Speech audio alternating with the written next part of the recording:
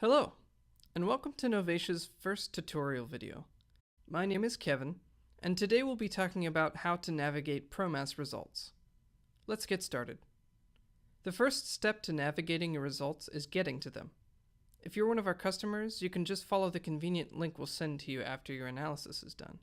If you're using ProMass on your own, there are a few different ways to get to your results. If you already know how to do this, you can skip ahead to the next section of the video. If you'd like to look at results from data that you've just processed, the simplest way to do that is to open ProMass and click on the ProMass browser button in the bottom left corner of the window.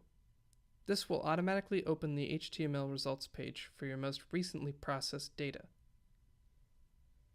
If you're interested in more than just your most recent data set, you can click on the File tab in the top left corner of ProMass and choose Browse ProMass Files. This will open a list of several recently processed datasets, organized in descending order by the date they were processed. In other words, the most recent data will be at the top. From here, you can just click on the dataset you're interested in, and it will open the HTML report. If you want to view results that were processed a while ago, you just need to know where you saved them. Whenever you process data, ProMass automatically generates a folder to hold your results, called ProMass_results, in the folder where you saved the data. Once you find the folder where the processed data went, you can open the ProMass results folder, double-click on the index.html file, and you have your results. Opening your ProMass results like this will cause an HTML window to open in your internet browser. You can actually see the file location of your results in the URL. If you ever have a problem viewing the index page of your results, this URL is a good place to check for typos or other mistakes. Now that we've located our ProMass results, we can start to navigate them. This is the results page. Yours won't match mine exactly, but it should look pretty similar. You'll see a table containing all of your sample's information, with labels across the top row for each column. This page gives you a kind of quick summary view of each sample. You can see the sample ID, the target and observed masses, the intensity, the purity, and some other informational tidbits, if you chose to include them. You'll also see a color-coded result on the far right, which we'll discuss in more detail later. A key feature of the ProMass results page is that it is riddled with hyperlinks. Clicking on any of the blue-colored text will take you to the corresponding section. From the index page, most of the links take you to the top of the detailed report page for a specific sample. However, clicking on either of the target or observed masses will jump you right to the deconvoluted spectrum showing that mass. Something else to note about the index page is that clicking on one of the samples will open a detailed report in a new tab. This way, your sample list will be open while you are reviewing data for any given sample. However, if you go back to the index and click another sample, it won't automatically open a third tab. Instead, it replaces the last tab opened with the report for the sample you just clicked on. This is important to remember if you ever try to open a sample's report and don't see anything happen. I'm just going to resize my window for this next part. So from the index page, we also have a hyperlink on the top left side of the table that says Popup View. Clicking on this will actually open the same table in a new window. But here's the cool thing. Let me just move this over. If you click any of the hyperlinks in this new window, you'll be able to look at individual samples in one window while still having your index results page open. This way, you can look at your whole list of samples and more quickly jump between them without having to click back. The Pop-up View button is a very helpful tool if you have a long list of samples. Now let's view the results for a particular sample. I'm going to click on the last sample in the list. This opens the detailed report for that sample. At the top of the report, you'll see all of the information you entered into your sample sequence and a few things that are automatically included. All of these fields can be changed by reprocessing the data. So if you're not happy with your sample comments, for example, you can change them in Excalibur or Masslinks and reprocess that sample. You can then refresh the results page and the field you edited will be updated. If you continue to move down the page, you'll see a section labeled Target Mass Summary. You should see a corresponding row for each target mass you entered. Just below that is another section labeled Chromatogram Summary. This section has rows for each major component found in your sample, target mass or otherwise. Both the target mass and chromatogram summaries have a lot of the same information as the quick summary on the index page, but we also have a lot of new information. You'll see things like the retention time, mass error, percent abundance, identity, base peak mass, spectral quality, LCMS peak area, and area percent. Let's take a minute to talk about the result code on the far right of the target mass summary. This is a color-coded result, which gives you very quick feedback about how successful your sample was. If you scroll to the very bottom of the report, you'll find a key for the result code. Each color is on the left, and there is a description of what each color means to the right, under the indication label. Basically, green is good, red is bad, and the colors in between are a bit of a mixed bag depending on your sample. Now let's go back up to the top of the page. I could scroll all the way back up, but let's take a little shortcut instead. You may have noticed some blue text in brackets on the page. As before, these are hyperlinks, which will take you to the corresponding section. So if I click on this one labeled Top, it will basically teleport me back to the top of the ProMass report. Isn't that magical?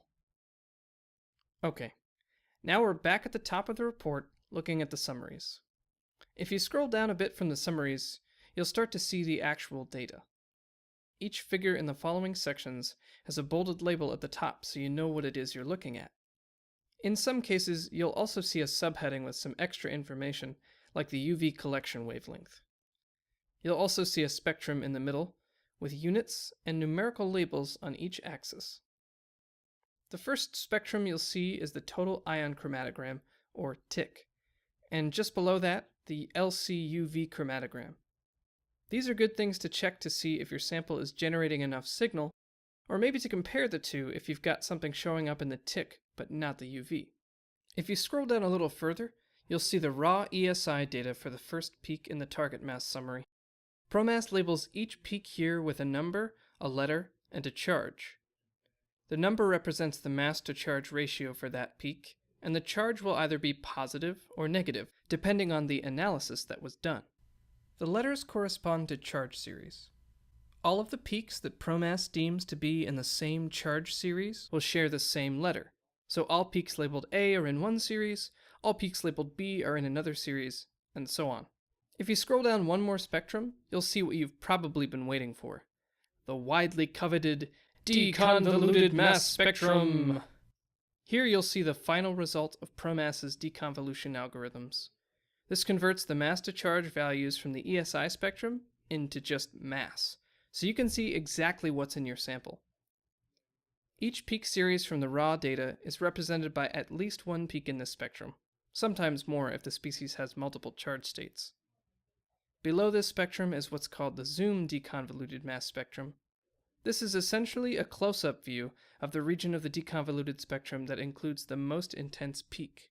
If you have more than one peak in your TIC, you'll see a pattern repeat if you continue to scroll down along the report. ESI spectrum, deconvoluted spectrum, and finally zoom deconvoluted spectrum. This spectral trio will appear for each peak in the chromatogram for the remainder of the report until you finally reach the bottom, where the result code key lives.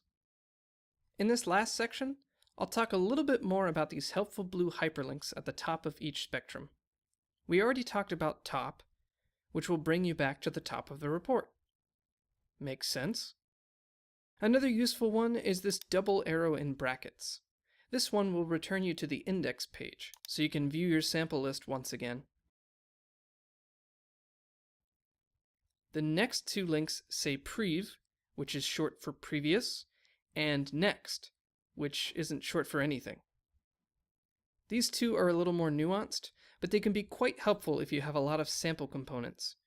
Keeping in mind our trio of ESI, deconvoluted, and zoom deconvoluted spectra, the previous and next buttons allow you to jump to the spectrum of the same type you're already viewing for the previous or next peak in the chromatogram.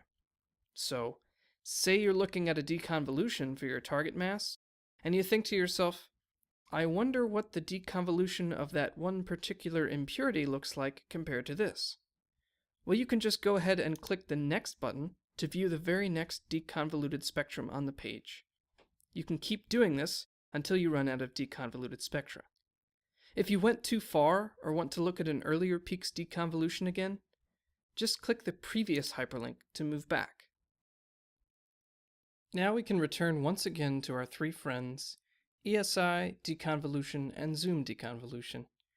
Each of these has their own hyperlink for each peak in the chromatogram. However, the hyperlink for whichever spectrum you are currently viewing won't be in the list. In other words, if you are looking at the ESI spectrum, you won't see a hyperlink for the ESI spectrum because you're already there. The same holds true for the other two types of spectra.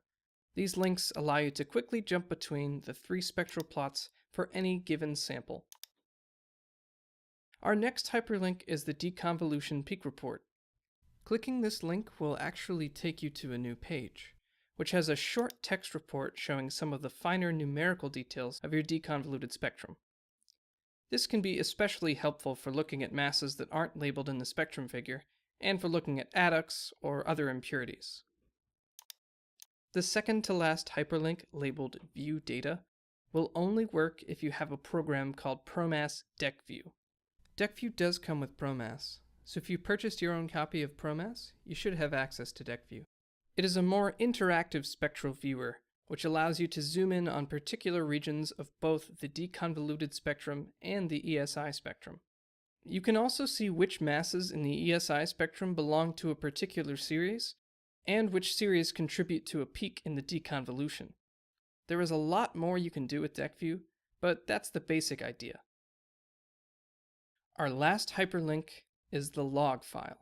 This will show you all of the behind-the-scenes information about things like the noise level, output mass step size, baseline correction factor, the number of data points that were processed, and so much more. You likely won't need to look at the log file very often, if ever, but it's there if you do. It's mostly helpful if you're running your own samples rather than getting samples that we ran for you. So with that, ladies and gentlemen, we are done navigating ProMass. By now you should be a veritable expert when it comes to looking through your ProMass results. If you have any more questions though, feel free to leave a comment on YouTube or email us at info@enovatia.com. Thanks for watching, and keep an eye out for more tutorial videos from Novatia in the future.